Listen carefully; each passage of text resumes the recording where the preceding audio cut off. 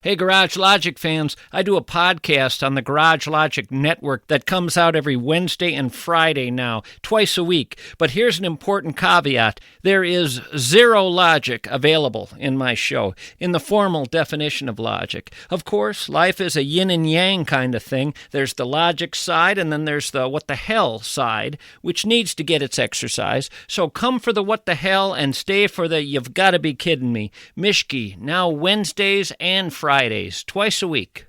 What can 160 years of experience teach you about the future? When it comes to protecting what matters, Pacific Life provides life insurance, retirement income, and employee benefits for people and businesses building a more confident tomorrow. Strategies rooted in strength and backed by experience.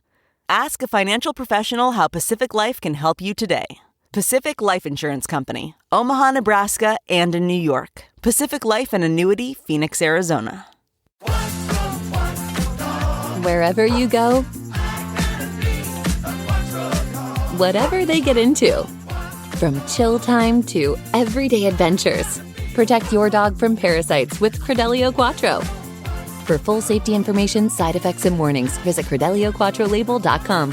Consult your vet or call 1-888-545-5973. Ask your vet for Credelio Quattro and visit QuattroDog.com.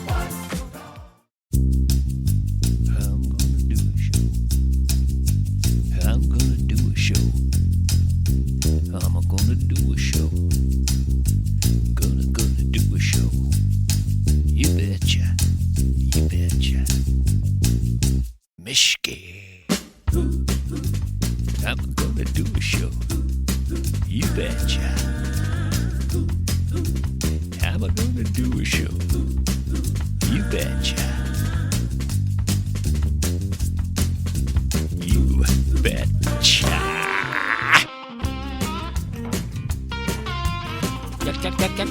Yak. Play that thing.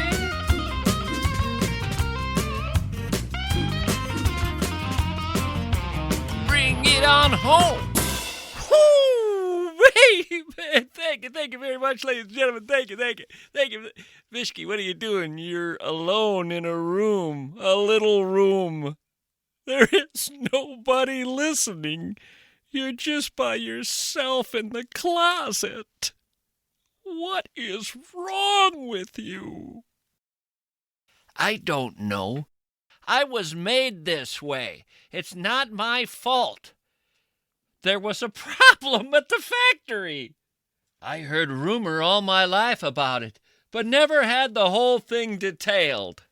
I know it was late on a Friday, and the workers were drinking. They had a few more people they needed to make, and I was the second to the last. The last one is really a mess. You ought to see that guy. I actually thank my lucky stars I'm not him. No, I know I'm a little messed up.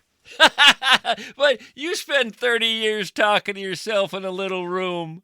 See what happens to you. They've done studies on solitary, you know. People go mad. I love being with you, folks. We don't know there are folks. There gotta be. Hubbards wouldn't let me do this show if no one was listening. How do we know the joke isn't on you? It could be an elaborate prank to get back at you. Remember, they fired you. This could be a way of humiliating you, forcing you to come into a closet every day and talk to nobody. Well, it may be a practical joke, but they did make the coffee today, so I still feel I owe them. Let's see how this is going to taste.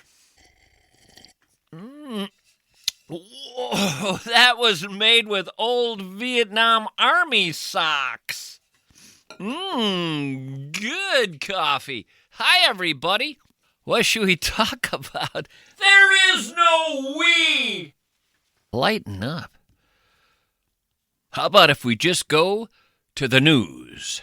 A 15-year-old Belgian prodigy named Laurent Simmons, I'll call him Larry, and humanize the man, has earned a Ph.D. in quantum physics, making global headlines. 15 years old.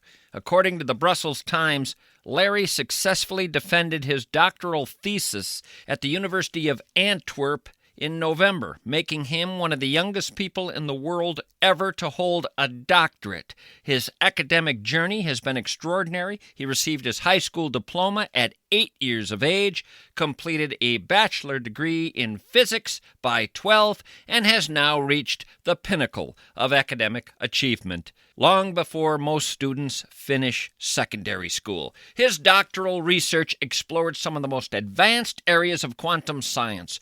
His thesis covered quantum entanglement, multi-qubit systems, Bose-Einstein condensations and information theory. He even studied analogies between quantum black holes and condensed matter systems, contributing new insights to the field, again at the age of 15.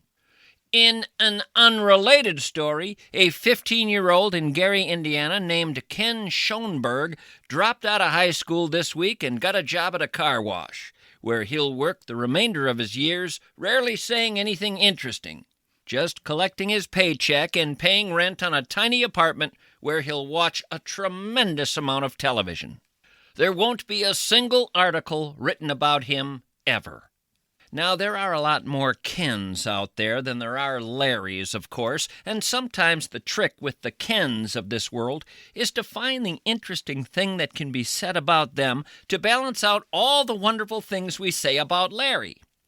Larry is going to have many wonderful things said about him in the coming years, and there will be many an admirer talking about Larry, what a miracle Larry is.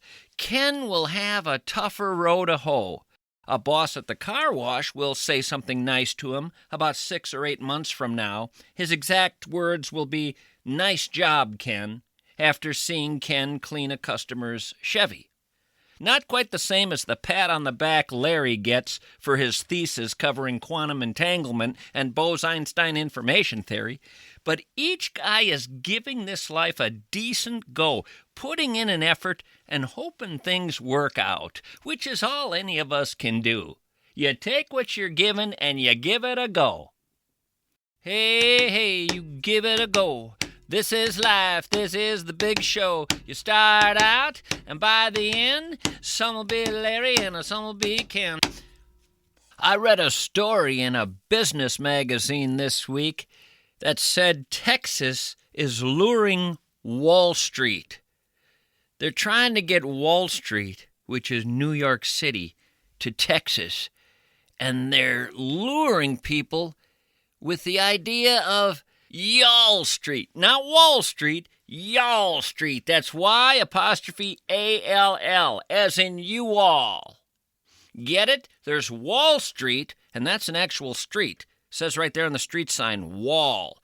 But down in Texas, it does not say Y'all Street. They're having some fun there. They're saying Texas is shaping up to be a financial center as well. How about we call it Y'all Street? Now, me personally, I'm into Small Street. That's just a narrow little road in Huberville, Mississippi. It's right on the edge of town. Goes for just a couple of blocks before hitting a dead end. Small Street. 2 cars can't even pass each other without one of them pulling into someone's driveway or backing all the way down the street. There are only 16 houses down there on Small Street in Huberville, but each house has a mattress with some cash under it, making it one of Mississippi's financial hubs. Edgar Mertz says he has grabbed a sawbuck or two from time to time and loaned it out to a cousin of his, and the cousin says he's come to view Small Street as his go-to financial center, thanks to Cousin Edgar. Edgar's cousin says, "I wanted a 12-pack last week, and Edgar came through. In the past, I would have shoplifted, but I've been trying to clean up my act. Make my mama proud. My goal is to get an article written about me like Larry got. You know Larry, the 15-year-old genius? See, I never got no doctorate at 15. I went to a doctor at 15. Yeah, I had fallen off my dirt bike riding through a shopping mall after hours. My buddy and I broke into the shopping mall, thought it would be fun to ride our dirt bikes through the mall. Well, I ended up crashing into a skincare kiosk and I broke my arm. Y'all Street and Small Street, two options if you're looking for an alternative to Wall Street. Y'all Street and Small Street, alternatives to Wall Street. Try to avoid Squall Street, though. The money there is swirling in the gusting winds and is almost impossible to grab. Brawl Street ain't much better. The money's there, but you gotta fight for it. Doll Street is a little creepy. I steer clear of Doll Street altogether. It feels like those mannequins, or whatever the hell they are going to come to life and roll you, take you for everything you have. I'm not sure what's going on there. Now, I mentioned Small Street. That's not far away from Paul Street. Paul, of course, a first name given to many men in this world.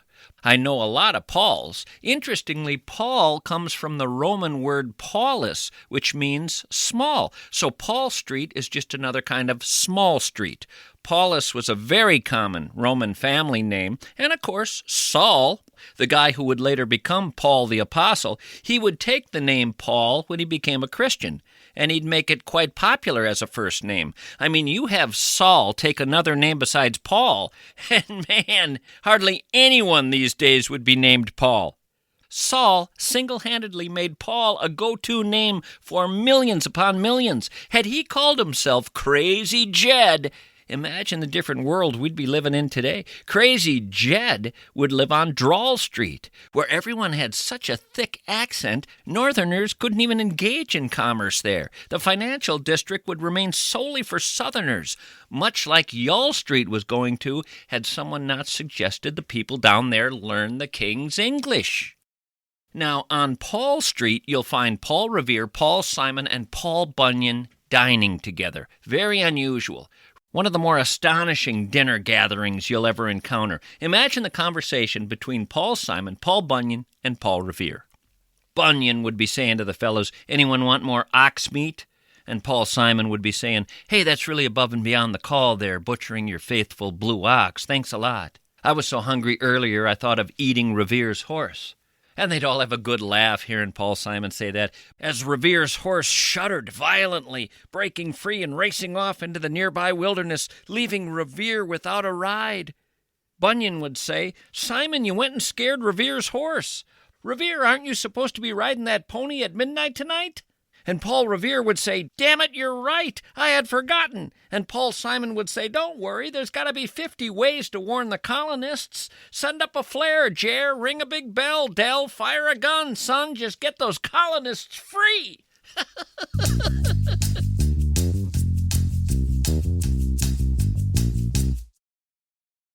We have lawyers for everything. Divorces, taxes, that thing you signed without ever reading it, because you're illiterate? Heck, it's worse than that. You are in a persistent vegetative state, but you're still fun at parties. Anyway, we have lawyers for everything, but there's only one type of lawyer whose entire job is basically, someone wronged you, let's make them cry about it financially. That's personal injury law. Bradshaw and Bryant does this for a living, and they're insanely good at it. Personal injury law is essentially professional revenge. You got hurt, someone needs to pay. And Bradshaw and Bryant are the human equivalent of a very polite battering ram, relentless, like a pit bull on meth. They know every trick, every loophole, every excuse the insurance companies will throw at you. And they genuinely seem to enjoy crushing them. It's almost concerning. So if you've been injured, car crash, workplace accident, attacked by aggressive poultry, whatever, call Bradshaw and Bryant. They seek justice for the injured, and they get it. Or you don't pay.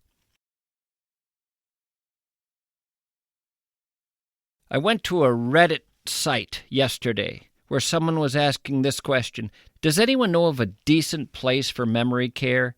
What I'm finding is that the great independent living places get worse and worse ratings the more care a person needs. Even the places that look super nice get bad reviews for their memory care units. Very poor staff-to-resident ratios, staff playing on their phones, residents being parked in a common room in front of TVs and abandoned. If that is what's out there, people, My God, you got to get yourselves to the Welshire of Bloomington and Medina. It is a 180-degree different story. It is Shangri-La for people with dementia and Alzheimer's. If this is what's out there, the Welshire should be packed to the gills. And it's waiting there for your loved one. I promise you, if you tour it, that's where you'll place them, and they will live out their days with joy and serenity. The Welshire of Bloomington and Medina.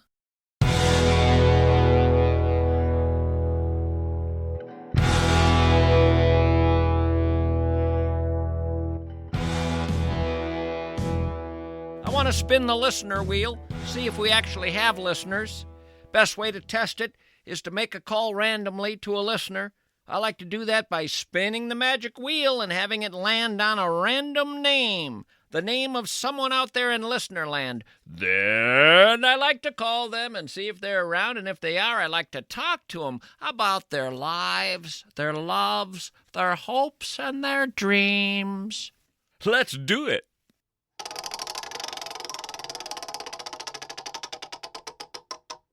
Steve!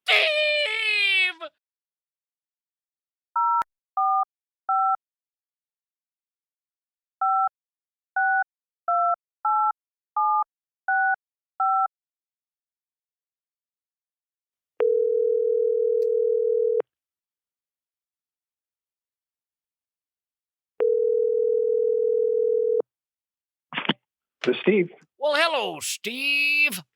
Mischke! Good old Steve. Who came up with a name like that? You know, it was my dad's name, and he passed it on to me. Where did his dad come up with that name, Steve? When a beautiful boy comes bouncing into your world, why is it the first thing you think is, that's gotta be a Steve? By God, you think of all the names, just endless, the number, and out of all of them, somebody looks at that new kid, maybe the only kid they're ever going to have, and says, we'll call him Steve! Why? It's a pretty standard, solid one-syllable name. I think as solid as Joe. Steve! There you go. Or Tom. Steve! Let's find out why on earth anyone would call a person that, shall we? It comes from the word crown or garland. It's been around for a long time in English-speaking countries. Yep. You know, I always get the, when I tell them my name's Steve, especially like at the drivers, the DMV or whatever, like, is it Steven? What? I go, no, it's just Steve. So I always kind of like to say, I'm just Steve. Automatically, there's somebody going to come along and say, can I call you Steve-O? How about Steve-O? You've gotten that. I've gotten that. And you want to say to him, nope, it's not Steve-O, it's Steve. I know it's Steve. I just like to call you Steve-O, kind of a term of endearment. Steve-O! I just wish they'd call you Captain America. Talk about a name with some heft. That is a name with heft, for sure. I don't know if you know this, but Steve Rogers was the original name of Captain America. I did know that. You did? I still have all my comic books from my childhood, Mischke. What was your favorite?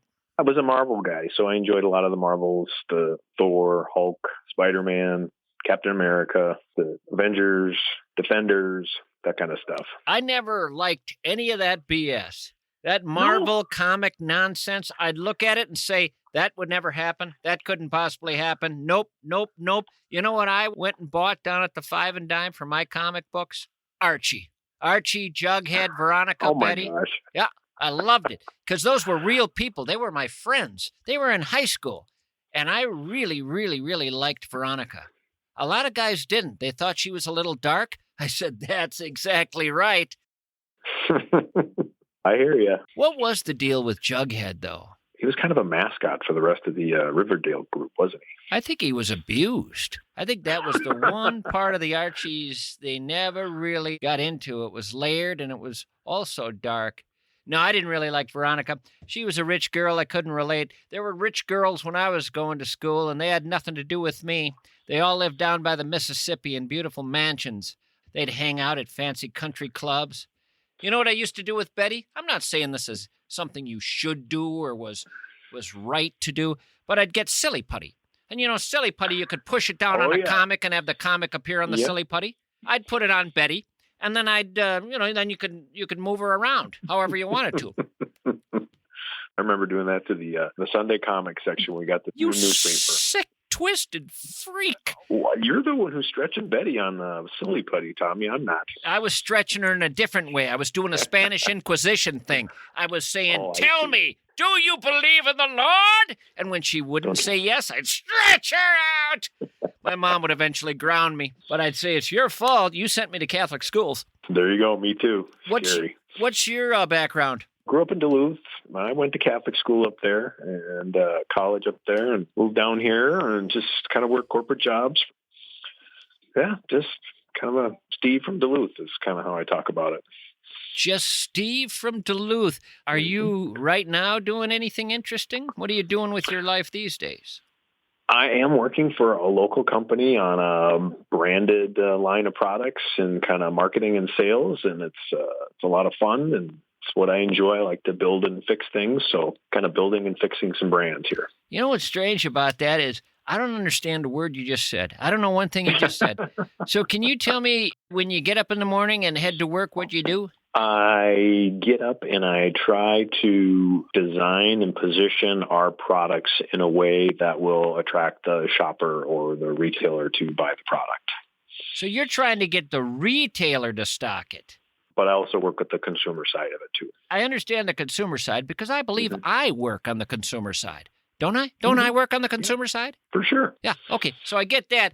The retail side, so you got to say to them, I know what you're thinking, pal. No one's going to buy this. Here's why your customers are going to buy this. Here are some of the other things you sell at your operation, and we've done research that people who buy that will buy this. Now, if you'll just give us 13 months to prove ourselves, do you have to say something like that? You've pretty much hit the nail on the head. Here's what's crazy about that. You love it. You said you love that. I do. Help me understand, because I understand someone playing baseball and saying, I love it. I can understand someone else saying, I'm the sprinkler monitor, and I love it. Because what are you doing as the sprinkler monitor? You're reading Archie comics. But what are you doing that you love it? It's the challenge of finding that benefit that people haven't articulated and articulated in a way that retailer and or a consumer now recognizes the benefit. Are you able to tell me right here and now your biggest win, your biggest victory, best day of your life, your working life? The Pillsbury Company a long time ago. I worked on Gino's Pizza Rolls, of all things. I don't know if you ever remember those things. Remember them? I lived off them. Friday nights, I used to eat those and watch the Brady Bunch. So did I. Well, I worked on that and redesign, refresh, repackaging, repricing, reformulated them, doubled the business. We had a lot of success with it. Oh, it was just fun. It was just fun. I grew up in Duluth, so I knew all about Gino. I even knew him as a person. I was at a party one time and just sort of bored staring at the wallpaper because I swore it looked like a duck. And a guy was telling me, nope, that's a flower. It just looks like a duck. That's how interesting the party was. And a third guy comes over and says, what you guys talking about? And I said, well, you're not going to believe it. I thought I saw a duck here. This guy's telling me it's just floral patterns. And this third guy who came over, we ended up talking to him, and he casually passes along that he invented fruit roll-ups. Ooh. I turned to him and I said, we got a celebrity in our midst. I got to introduce you to a fella across the room I talked to earlier who invented Post-it notes. Ended up getting those two guys together, and it wasn't too long before you could eat Post-it notes. What do you do in your free time? Play some golf, do some yoga. Wait a minute, I didn't see those things being put together. I play a little golf, I do a little yoga. The yoga keeps me flexible so I can swing the golf club. And for you, it's the good old American yoga, isn't it? There's zero, absolutely zero, as in zilch, spirituality to it. It is solely glorified stretching. It's 90% physical and maybe 10% spiritual. I do kind of relax a little bit. It does kind of de-stress me. And I try to take a little time to be thankful for things when I do a series or a class. Well, that's a ticket straight to heaven. God, I gave my body 90% and you 10%. Sorry. Oh, wow. That hurts. Ouch. That's all right. You're going to hell. You are going to hell, and they will not have Marvel comic books there. You know what you'll have to read in hell? How to Win Friends and Influence People. Dale Carnegie. Over and over and over again. That would be hell. And listen to Ray Conniff 8 tracks. You and I have never spoken before, right? Correct. when I saw this call, I had to pick up. Even though I'm supposed to be in a meeting, I had to pick up and I wanted to talk. Well, I'm glad you So did. thank you. I'll continue on my way. I'm making All some right. calls during the show, but I delighted in visiting with you, and all the best to you. It was an absolute pleasure, and I enjoy your show, and keep it up, Tommy. Thank you kindly. Thank you so much. Bye-bye. Bye-bye. You know what? That's a good old Steve. That's Steve from Duluth. He comes across as Steve from Duluth. I'd like to research how many Steves have ever been serial killers. My guess, none. I might look that up right now. I don't think it goes with the name. Can you imagine some guy saying to his 18th victim, I know this is going to surprise you, but my name is Steve. I can tell you because you won't live to report it, but yeah, I'm Steve. Really? I might have a chance of getting out of this. I think we could talk and maybe find an alternative to you stabbing me 18 times. You say your name's Steve. Have there been any serial killers named Steve? There's several.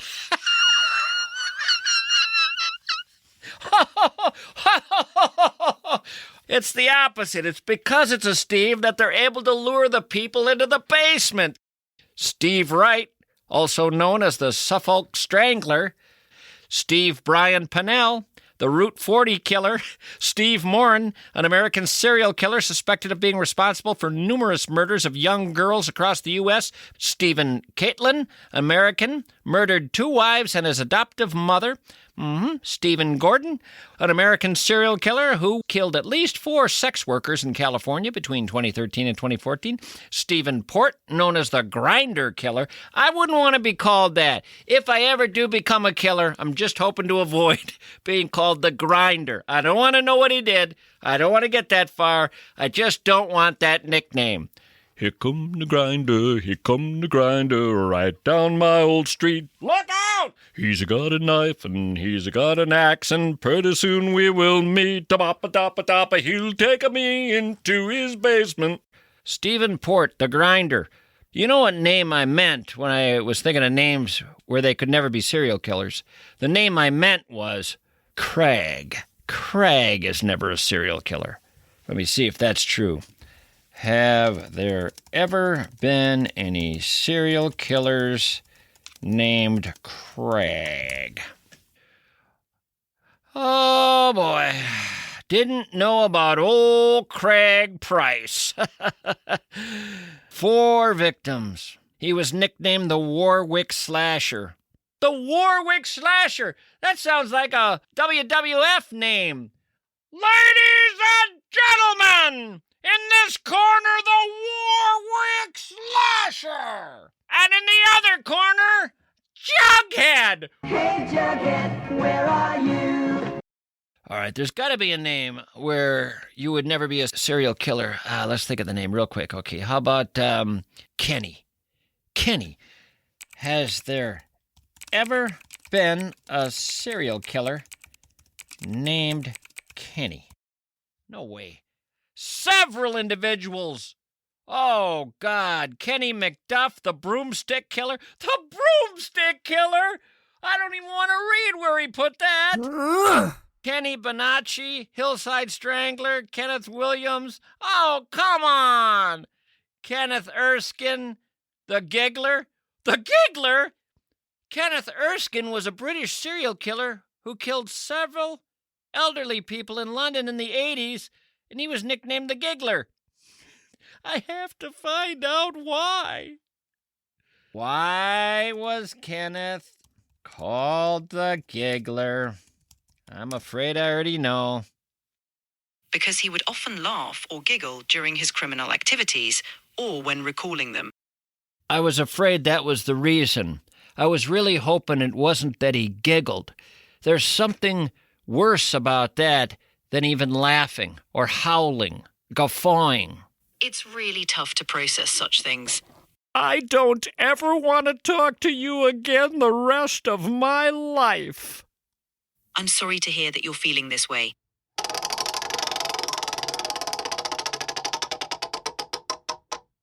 Dustin.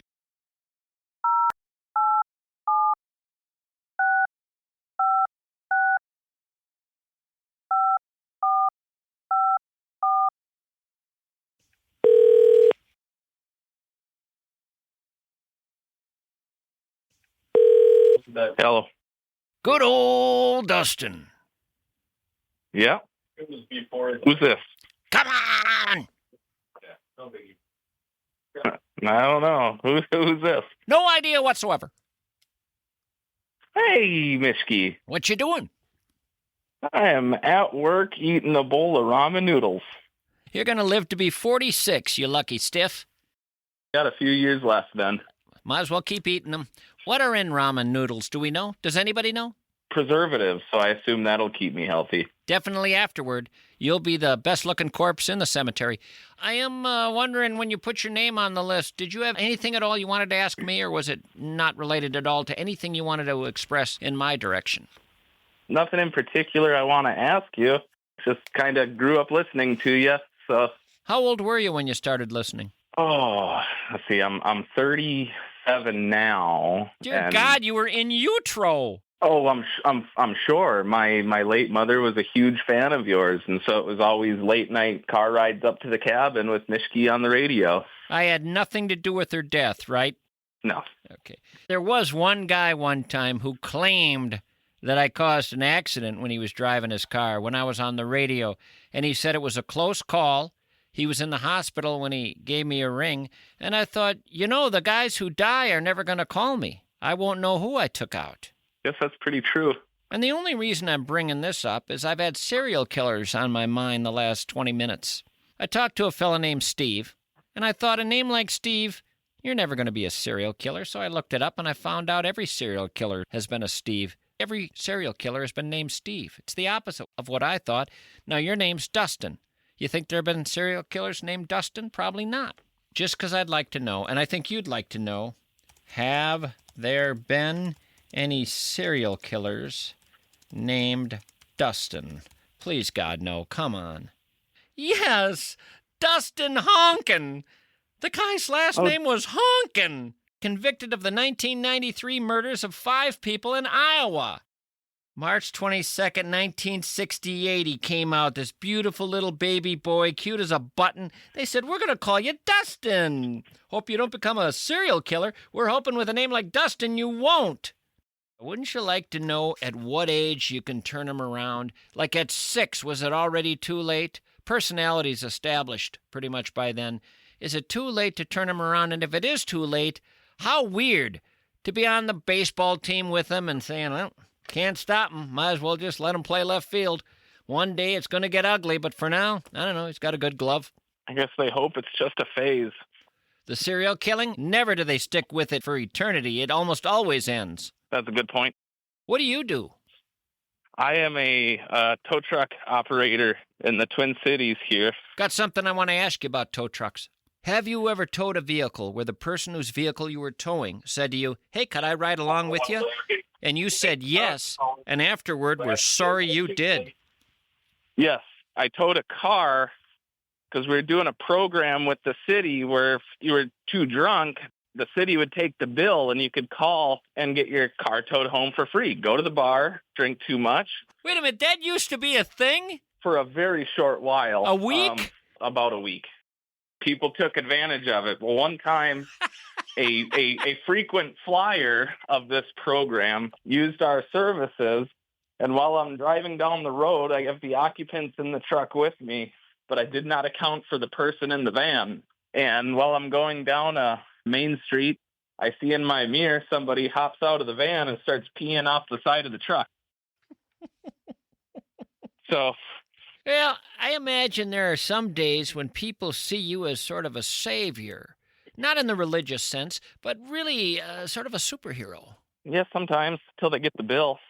You know, the one time you don't see that, and I think you should, someone will have a heart attack, say on a basketball court, little pickup game, or maybe even on a beach. Someone will have a heart attack, and someone will do CPR and save their life. Later on, the person whose life was saved wants to find these people and thank them. There's a golden opportunity to give the guy a bill. A golden opportunity. And it would be fine if it were way, way more expensive than the bills you hand people. And yet they would be offended. How about a little something for the effort? What? I think that's the one time that you should get out a checkbook and say, you name it, pal. What's your dream? What have you wanted your whole life? If I can pay for it, you got it. But instead, people would look down on that person. Or someone runs out with a defibrillator, saves the life. I happen to have one of these because we paid for one to keep in our store. I mean, I feel like you should cover the cost of that thing because the one time we've had to use it, it was to save you. How about you pay for our defibrillator? Yeah. Or maybe they could say this to him. I tell you what, pal, next time you collapse, I'm going to call a tow truck. We'll just drag your ass to the hospital. How do you like them apples? Now, you're saying to yourself, what's wrong with Mischke? That he would tow a guy down a street, skipping over speed bumps, bouncing off the curb, taking turns sharp, right into a mailbox. Oh, God help me. Well, I've enjoyed talking to you. I just wanted to check in and say Heidi Hosky. Heidi Hosky. I'll let you get back to your day. I hope you have a joyful holiday season and a happy new year, and hope you keep listening. I will do, Mischke. Thank you so much for calling.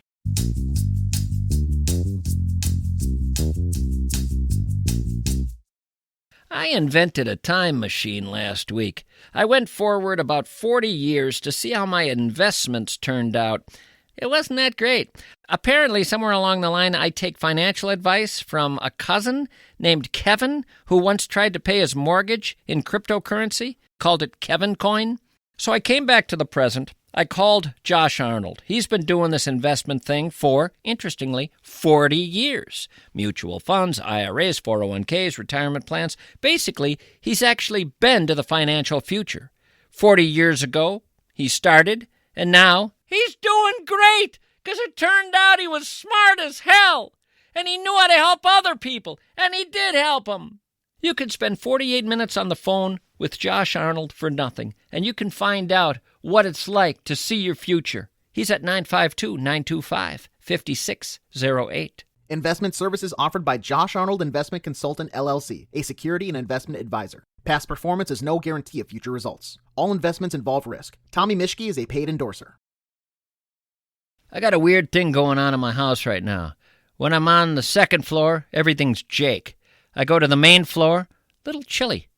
I get down to the basement, yeah!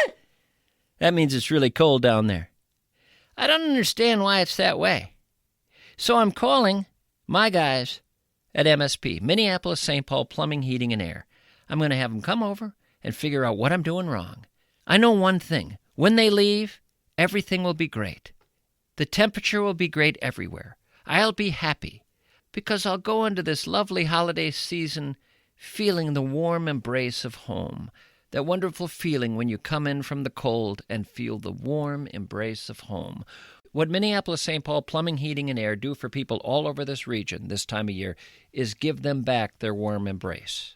Their plumbing department gives them back their water. When those pipes freeze, as they will, they come with the metaphorical hug, the hug of home. Doctors envy them. Lawyers want to be them. Find them. Minneapolis St. Paul Plumbing, Heating, and Air.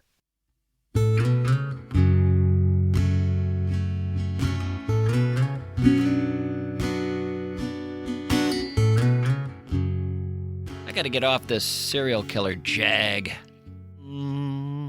I want a gal just like the gal who married dear old dad. That probably was the most disturbing song ever written.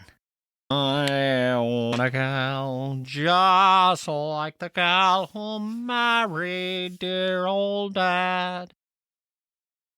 Do you want to have a child who, when he's 18 or 19 or 20, is looking at their mother and saying, I gotta get me a girl like her?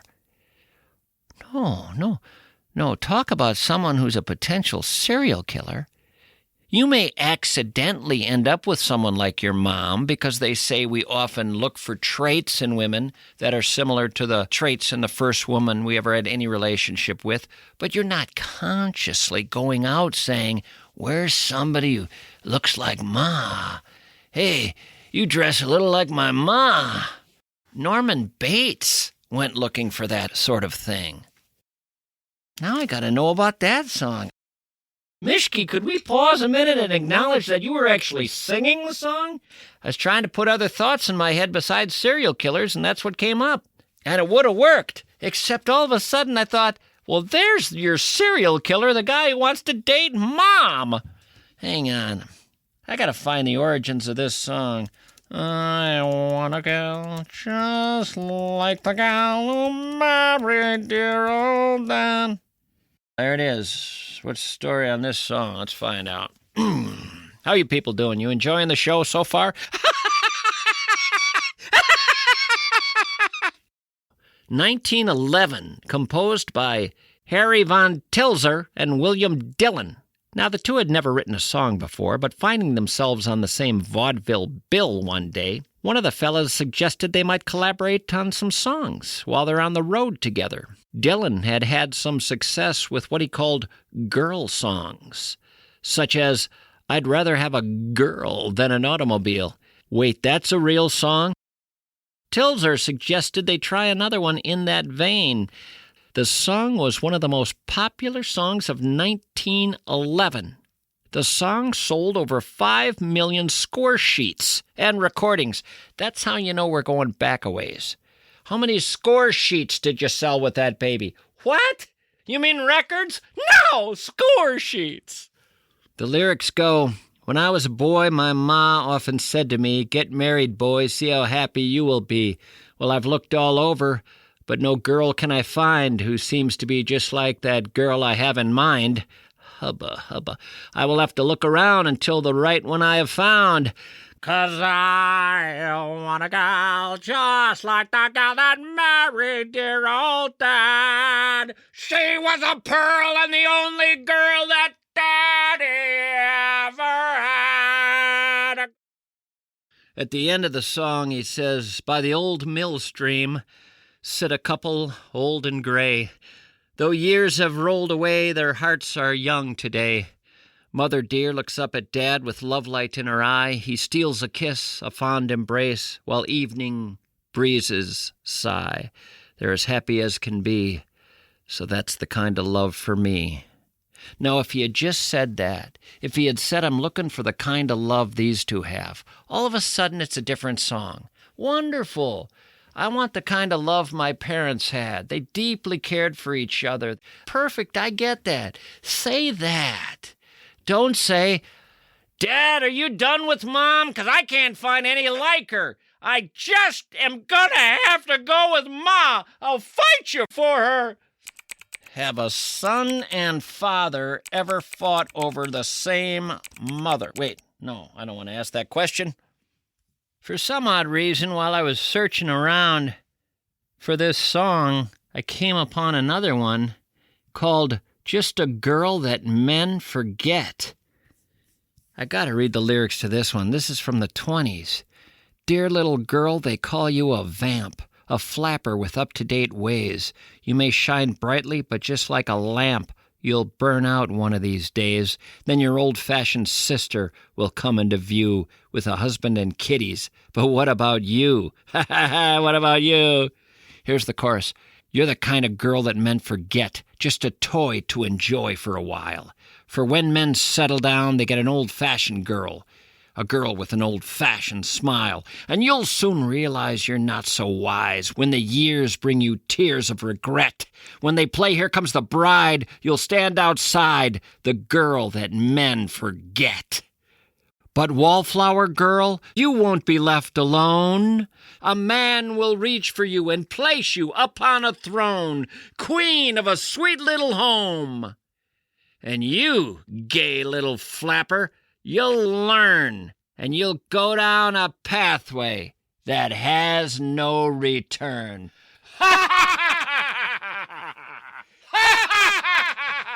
That's the way they tried to keep him in line back then, in the 1920s, with these morality songs. I wonder if they worked.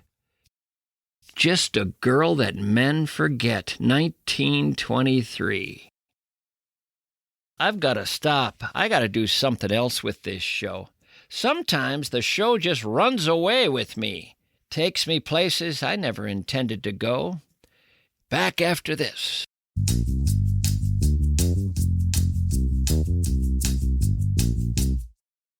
You know what I want to do one day? I want to go to a company that uses pressure washers. And I want to say, I know this company called American Pressure in Robbinsdale. And they sell pressure washers, and they have since pressure washers were invented. And they repair pressure washers. I've spent time out there talking to them about pressure washers, and it's like talking to Albert Einstein about physics. They know everything there is to know about pressure washers. People call them with pressure washer concerns, breakdowns, wanting to upgrade pressure washer systems, wondering what'll work best. They solve problems. They set up new pressure washer operations, train companies in how to work the system. They show people how to improve their efficiency, how to expedite the process, how to improve the bottom line. And I want to go to some company that uses pressure washers and say, there can't be a company you're using more impressive than American Pressure. I refuse to believe that. I've just spent enough time with them to think there cannot be another company like them in town. So what are you other people doing? American Pressure.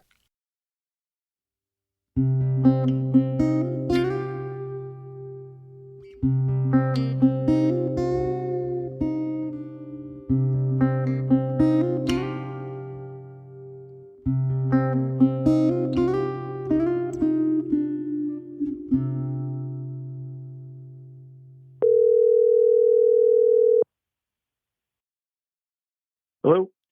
Well, Hans, Hey, Mischke, how are you? I found you. How many calls have I made over the months? 30,000 or 35,000? Feels like it. Hans, where'd you get a name like that? And is there a serial killer with that name? German parents, so German name. Serial killers named Hans. Forgive me for this. It's been a thing today. I can't shake it. I don't know why. Serial killers named Hans. Well, Hans Reisner. Hans Reisner, an American computer programmer, entrepreneur, and serial killer. The poor guy, he was doing so well with his Wikipedia page. It was just fine. He was an American computer programmer. He was an entrepreneur. Oh, damn it. And he's also a serial killer. In parentheses. What do you do, Hans? I'm an engineer. An engineer. Do you know any good engineer jokes? Just off the top of my head, a German engineer joke. So, family being German, we like to make fun of the French a lot. And so we say there's the right way, there's the wrong way, and then there's the French way. What is it with you guys and the French? When did it all go south? Was it even before World War I? Way before that. Well, here's a joke that only an engineer would find funny. A uniform beam walks into a bar. The barman asks, "What would you like, good sir?" The beam replies, just give me a moment. That is actually pretty funny. I'm going to tell that to my brother here as soon as I hang up because he'd get a laugh out of that too. I don't know what I just said. What did I say? Going through engineering school, one thing we learn to do as engineers is calculate what happens to a beam under loading or stress. When you put a force away from like the center of the beam or a central point, you create a moment. A moment is a measurement of torque, essentially. So you have a distance and a level of force. So like when you say, I'm tightening this screw or my lug nuts on a tire down to 75 foot-pounds or newtons, that's actually, you're putting a moment on those nuts. It is so strange to tell a joke, have the person laugh, which normally makes suck all the fun out of it. Well, right? normally makes a guy feel great. You know, when you tell a joke and someone laughs. But it's so strange to be telling a joke that the joke teller himself doesn't understand, and then the guy laughs. I was expecting you to pause and say, I don't get it. I actually found this under a list of jokes only engineers get. That certainly applies. How German are your kin?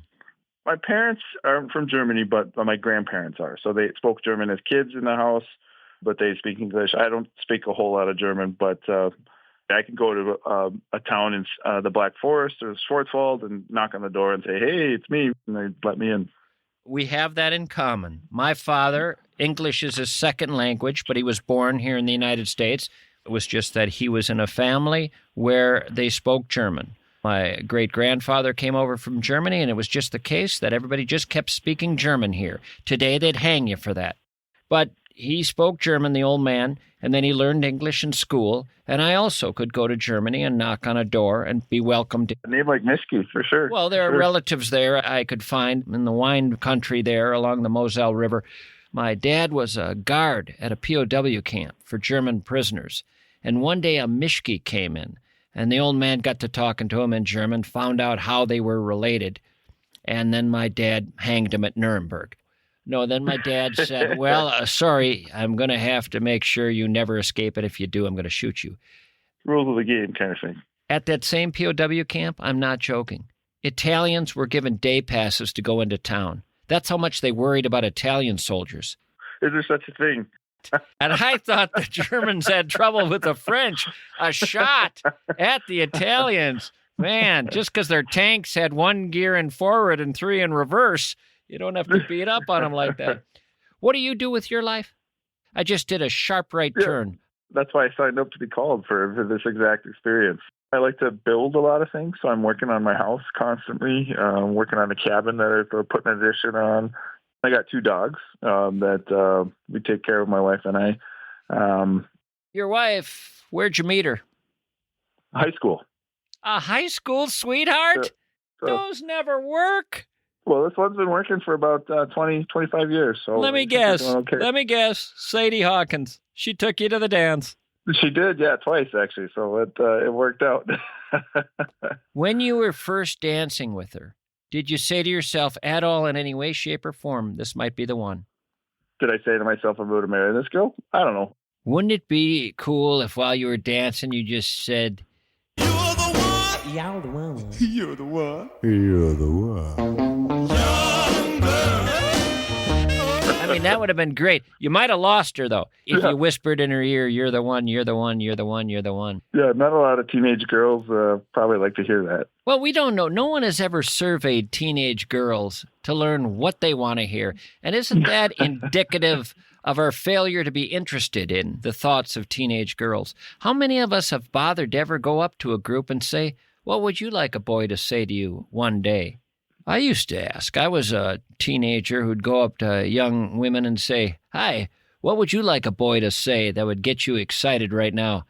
And she'd tell me, and I'd write it in my little notebook, and I'd spit it out then and there. I'd say that exact phrase. Well, that's handy. Yeah. That's convenient. I would have gotten this gal, too, if I'd have repeated what she said in English. I was in this German rut for a while, and I just said to her, Verstehen Sie ganz Hoffen, ich ausleben, we will march, we will march. That's hilarious. You know what reminds me the German word for butterfly is? What? Schmetterling. They take a beautiful name like butterfly and turn it in. Hold on a minute. What beautiful word out there have the Germans not taken and made worse? Yeah, well, I guess that's a good point. Yeah, that's fair. Let me ask AI here. What is the German translation for gentle evening rain? Sanfte Abendregen. Sanfte Abendregen! Sanfte Abendregen! How did the Germans win over a girl when they sent her poetry? Well, I've enjoyed visiting with you. All right, sounds good, Mischke. You be safe, and thanks for giving me a call and being persistent. Persistence is a virtue, so thank you for finally connecting. I'm glad I did. You be well, have a lovely holiday, and a happy new year. You too, sir. Thank you so much. Bye now.